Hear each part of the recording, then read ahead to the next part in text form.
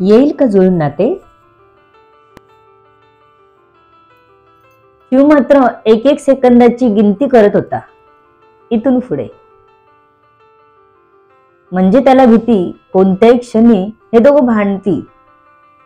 त्यामुळे एक एक सेकंद तो मोजत होता. गेला बाबा वेळ, हा असं.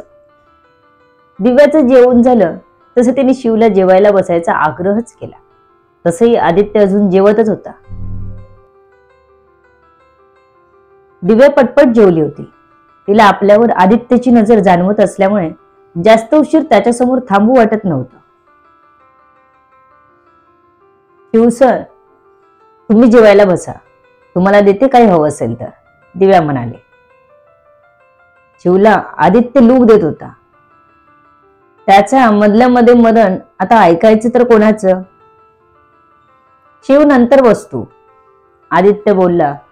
आता त्याला दिव्याला कमीपणा द्यायचा नव्हता. जेवायला नाही बसला तर दिव्याला वाईट वाटणार होतं आणि जेवायला बसला तर आदित्यला. त्याने सुवर्ण मध्य साधला. आदित्य मुद्दाम नको बसू म्हणाला. एरवी तर शिव सोबतच दुपारचं जेवण करायचा तो, पण आता रेहमान सुलेमान वळवत होते.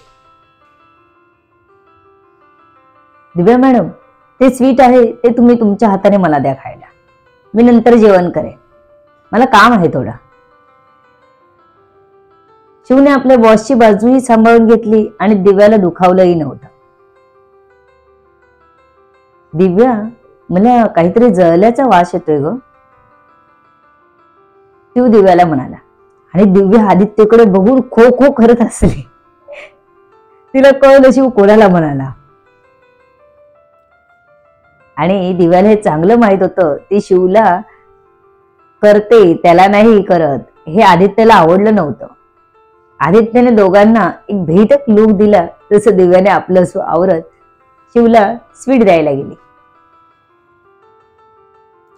दिव्याने लगेच एका छोट्या वाटीत स्वीट घेतलं आणि ते शिवच्या हातात दिलं.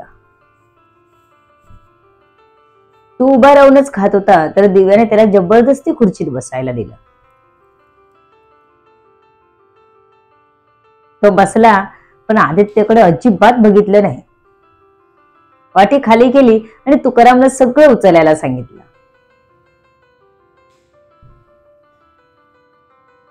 आदित्य जसा हात धुवायला गेला बेसिन मध्ये, शिव त्याच्या पाठोपाठ आत गेला.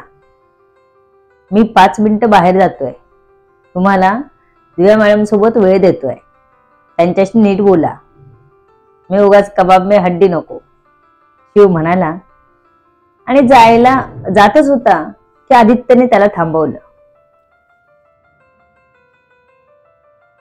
शिव थांब, नको जाऊस, ती तुझ्यासोबत जास्त सहजपणे वागते, आदित्य म्हणाला.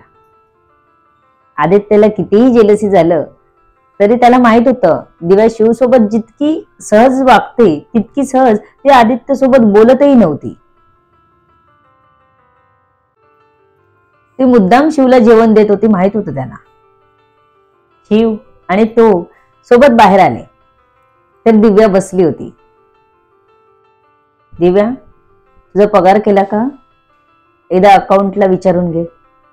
आलीच आहेस तर बघून जा, म्हणजे तुला परत फेरी नको, आदित्य म्हणाला. आणि शिवने मनात आदित्यला 4 तरी शिव्या दिल्याच असतील. तो तिला पार्टी दिवशी खरं तर बोलावणार होता, पण आदित्य ती संधीच घालवत होता.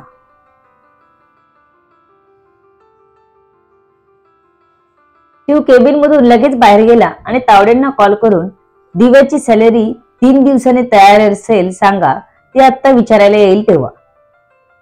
शिवने सांगितलं आणि पुन्हा शिव आत आला तर दिव्या आणि आदित्य एकमेकांकडे बघत होते. आता दोघांचं या 2 मिनिटात काय झालं? शिव जसा बाहेर गेला केबिन मधून तशी दिव्या लगेच पर्स घेऊन तयार झाली. ठीक आहे, विचारते अकाउंट डिपार्टमेंटला, थँक्स फॉर लंच, मी निघते, दिव्या म्हणाली. तर आदित्यने एका बाजूला खालचा ओठ दाताखाली पकडत मान हलवली. तो क्षण असाच थांबावा, दिव्याने जाऊ नये असं वाटत होतं त्याला. तो खूप काही बोलू इच्छित होता, पण बोलू शकत नव्हता. दिव्यालाही वाईट वाटलं, कारण प्रत्येक वेळी एकदम बोल्ड असणारा वागणारा आदित्य आज मात्र शांत होता.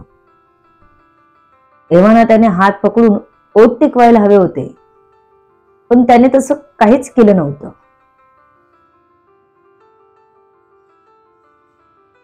पण इकडे आदित्यने मनात दिव्याला घट्ट मिठी मारून मोकळा झाला होता. हे दोघे आपापल्या विचारात असतानाच शिवने पुन्हा एंट्री केली होती. दोघांना एकमेकांकडे बघून त्याला आपण दोघांना डिस्टर्ब करतोय की काय असं फील आला. तो पुन्हा वळलाच होता दरवाजा उघडण्यासाठी की आदित्यने त्याला आवाज दिला. कारण शिव आत आला तेव्हा दोघांची तंद्री भंग पावली होती. शिव, दिव्याला अकाउंट डिपार्टमेंटला घेऊन जा. नसेल तर आता अर्जंट तयार करून द्यायला सांग, आदित्य म्हणाला आणि खुर्चीत बसला. शिवला नाईलाजास्तव दिव्याला अकाउंट डिपार्टमेंटला घेऊन जावं लागणार होतं. त्याआधी एकदा आदित्यशी बोलायचं म्हणून तो मागे थांबला. दिव्या मॅडम, तुम्ही पुढे व्हा, मी येतोच, म्हणून शिव आदित्यच्या केबिन मध्ये पुन्हा आला. बॉस, एक माझ्या डोक्यात प्लॅन होता, शिव म्हणाला. कसला? आदित्यने विचारलं. दिव्या मॅडमना पार्टीला बोलवायचं होतं, पण ते तयार होणार नाहीत, म्हणून पगार त्या दिवशी घ्यायला बोलवायचं, मग त्यांना थोडा वेळ थांबून घ्यायचं. शिवने आपला प्लॅन सांगितला. ही आयडिया इथेच सोड आणि तिचा पगार काढायला सांग. तिला पार्टीला बोलाव, यायचं असेल तर ती येईल, नाहीतर नाही. मेसेज कर आणि तोंडाने सांग, आदित्य म्हणाला. शिवच्या प्लॅनवर आदित्यने पाणी फिरवलं होतं, पण त्याला दिव्याला उगाच सगळ्यात उडायचं नव्हतं. इच्छा नसेल इच्छा तर नको येऊ दे, असं आदित्यचं मत होतं. त्यामुळे शिवचं काहीच चाललं नाही. त्याने तावडेंना पुन्हा कॉल केला. तावडे, दिव्या मॅडमची सॅलरी द्यायला सांगा. शिवने सांगितलं तसं तावडेने लगेच कॉल करून अकाउंट डिपार्टमेंटला सांगितलं आणि तिची सॅलरी द्यायला सांगितली. दिव्या नुकतीच पोचली होती तिथे. त्याने दिव्याची सॅलरी द्यायला सांगितली. सगळे एम्प्लॉईज बघत होते. दिव्या आज बॉसच्या केबिन मधून बाहेर आलेली. सकाळी गेली ती लंच नंतरच आली, त्यामुळे खूप जणींच्या कपाळावर आठ्या होत्या. पण एक बरं होतं, तिने इथला जॉब सोडला होता. नाहीतर दिव्या आणि बॉसचं काय चाललंय त्यात सर्वांचं लक्ष होतं. कुठलीच गोष्ट लपून राहत नव्हती.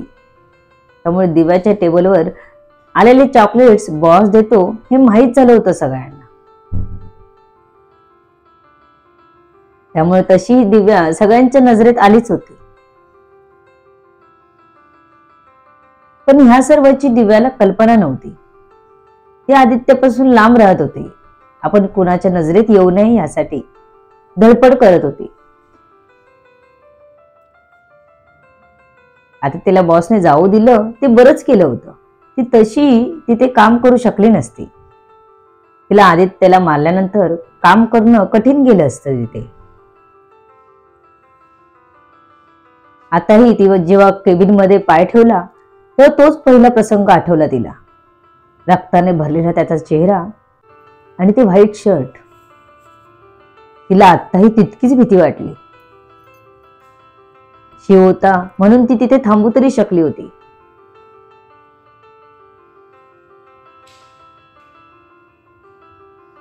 शिव 2 मिनिटांसाठी बाहेर गेला. तिला आदित्य सोबत थांबायलाही भीती आणि गिल्ट वाटत होतं, कारण तिने इतकं करूनही त्याने तिचा सर्व मेडिकल खर्च केला होता. तिला चांगली ट्रीटमेंट दिली होती, म्हणून ती आज इथे व्यवस्थित उभी होती. आपण त्यांना साधं थँक्सही बोललो नाही. असं तिच्या मनात विचार आला. तिने जातानाच आदित्य सरांना भेटून थँक्स बोलून जायचं ठरवलं.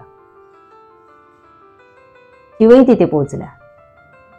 तिचा सॅलरी एनवेलप हातात आला. तसंच सगळ्यांना थँक्स म्हणून ती तिथून पुन्हा आदित्यच्या केबिनकडे वळली. शिव अकाउंट हेशी बोलत थांबला. स्मिता दिव्याला बघतच होती. तिला या दिव्याचा आल्या दिवसापासून राग यायचा. पण जेव्हा आदित्य तिला गिफ्ट आणि चॉकलेट्स देतो हे कळलं तेव्हापासून तर तिला दिव्याचा तिरस्कार वाटू लागलेला. कारण इतके वर्ष काम करून आदित्य सरांना ती मिळवू शकली नव्हती. पण ही 4 दमडीची अकाउंटचं काम करणारी काल आलेली मुलगी तिला आदित्य सर इतकी व्हॅल्यू देत होते ते तिच्या मनाला खात होतं. म्हणूनच ती दिव्याचा जास्त रागही करत होती. भले दोघांची अजूनपर्यंत खास ओळख नव्हती. दिव्या कोणाशीच मैत्री करत नव्हती. दिव्याला या गोष्टीचा सुगावाही नसला तरी तिला या 3 महिन्यात खूप सारे दुश्मन तयार झाले होते. कदाचित ती अजून थोडे दिवस तिथे थांबली असती तर ते नक्कीच समोर आले असते. दिव्या आदित्यच्या केबिनकडे वळणार की स्मिताने तिला अडवलं. काय मॅडम, एकदा केबिन मधून बाहेर येऊन मन भरलं नाही का? तर पुन्हा चालली, स्मिता म्हणाली. दिव्याला तिचा रोग समजला नाही. म्हणजे? दिव्याने प्रश्न विचारला. म्हणजे तेही मीच सांगायला पाहिजे का? इथे प्रत्येकाला माहित आहे तुझं आणि बॉसचं काय चालू आहे ते, स्मिता म्हणाली. आणि दिव्याला रागच आला. भलेही तिचं आणि बॉसचं असेल चालू काही, तरी ही विचारणारे कोण? बॉस आणि मी बघून घेईल काय चालू आहे. आणि असेल चालू माझं आणि बॉसचं तर तुला काय करायचं आहे, दिव्या म्हणाली. आजूबाजूचा स्टाफ लगेच गोळा झाला. अकाउंट डिपार्टमेंट वरती असलं तरी काही छोटी डिपार्टमेंट खालीच होती. तिथल्या स्टाफचा दिव्याशी काही संबंध यायचा नाही. त्या स्मितालाही तिने कधीतरी असंच बघितलेलं, आठवतही नाही आता तिला. पण तिने येऊन तिच्या आणि बॉसच्या पर्सनल आयुष्याबद्दल बोलावं हे कितीच योग्य? आदित्य दिव्याला कॅमेऱ्यात बघतच होता. पण तिला स्मिताने अडवलं म्हणून तोही स्वतः बाहेर आला. दोघींचं बोलणं ऐकून थांबला. त्याला दिव्या काय बोलते बघायचं होतं.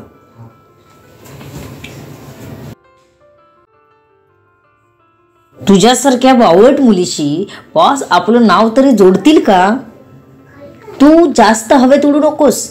2-4 महिने बॉस फिरवतील तुला आणि सोडून देतील, स्मिता एकदम ठसक्यात बोलली. आता दिव्याचा हात नाही उठला तर नवलच. त्याने खाडकन स्मिताच्या कानाखाली आवाज काढला.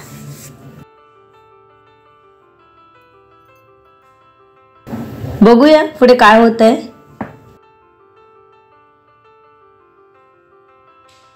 सर्व गोष्टी कळण्यासाठी आरवी व्हायरल फीवरवर पुढील येणारे भाग वाचायला आणि ऐकायला विसरू नका. तुमच्या अमूल्य प्रतिसादाची आतुरतेने वाट बघते. लेखिका शब्दवेदी उर्फ संतोषी राणे पाताळे. धन्यवाद. निरनिराळ्या कथा ऐकण्यासाठी या चॅनलला सबस्क्राईब करा.